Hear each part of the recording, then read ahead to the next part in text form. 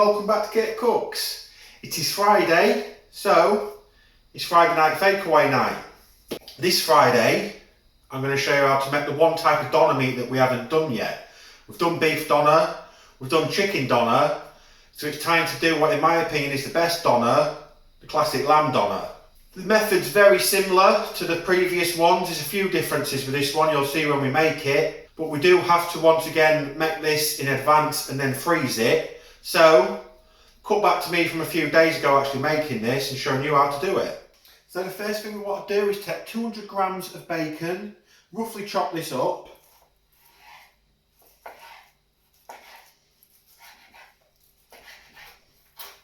And then just throw that into the food processor.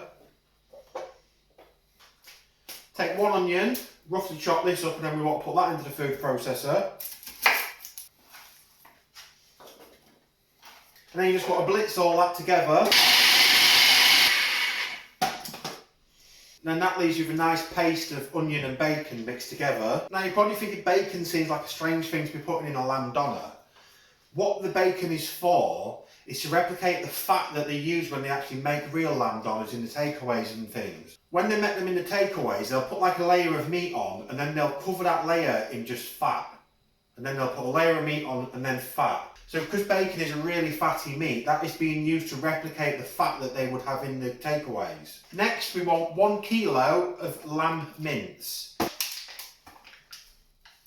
You can also use this method with the beef. We've done beef doner in the past, but if you use this method, you will find it tastes a little different. But to me, when you use lamb, you get that real authentic lamb doner taste from it. So then to the lamb, we want to add 1 teaspoon of dried oregano, 2 teaspoons of ground cumin, 2 teaspoons of ground coriander, 1 teaspoon of pepper, and 1 tablespoon of salt. Then you just want to mix all that together. Just really work the spices into this mince.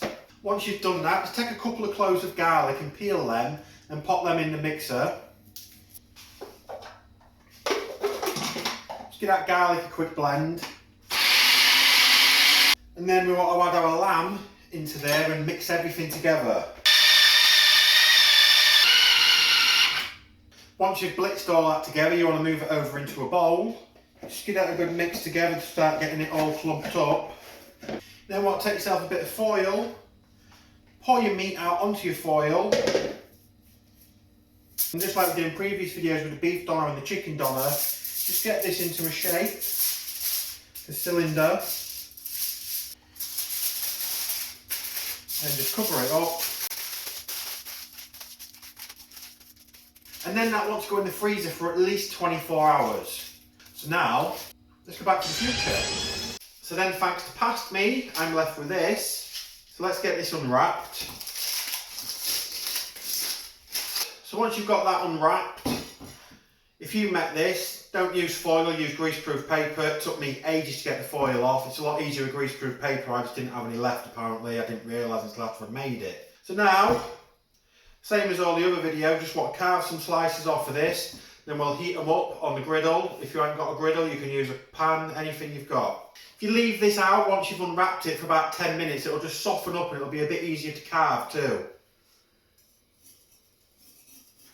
Now, because this one has been all blended together in the food processor, it's a lot denser, so you find it's easier to carve off big strips. So once you've finished carving your doner off, just give your pan or your griddle a little grease in with some butter, and then just place your strips on. And then when you think that's ready, give it a flip. The smell's coming from this right now, it literally just smells like a kebab shop.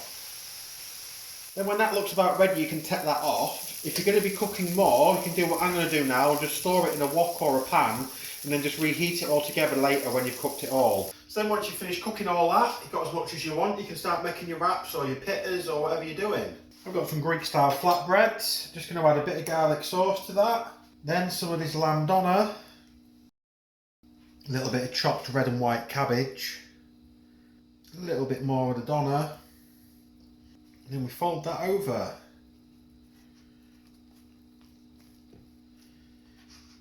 And that gives us one finished lamb doner flatbread. Take a look at that.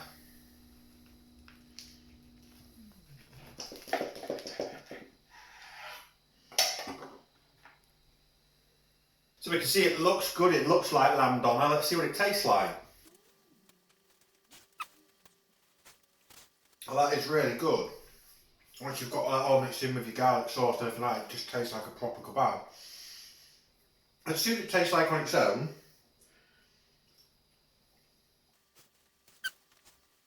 It's good, it's really good, but it's a bit meatier than the doner you get from the takeaway. Even on the really, really thin pieces like this.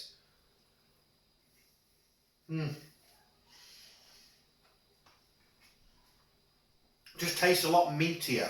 This is actually the first time I've tried this method with the lamb. I've cooked this before the exact same way, but I've done it in the old style that I used to do, where you do it as a loaf and then you bake it in the oven, and it just used to taste like meatloaf.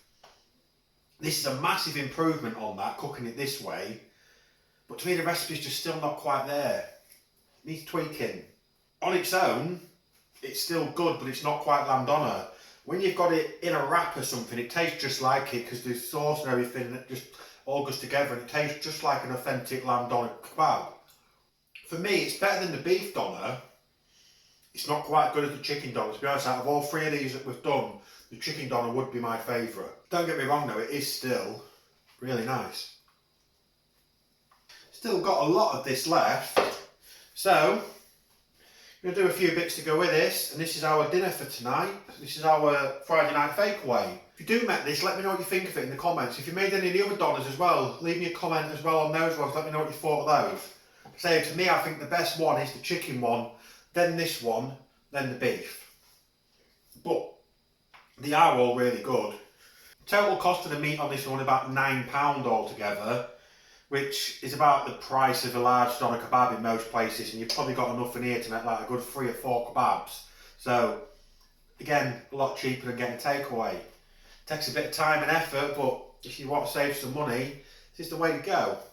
So that will be everything for today. I'm going to get this all ready for our Friday night dinner.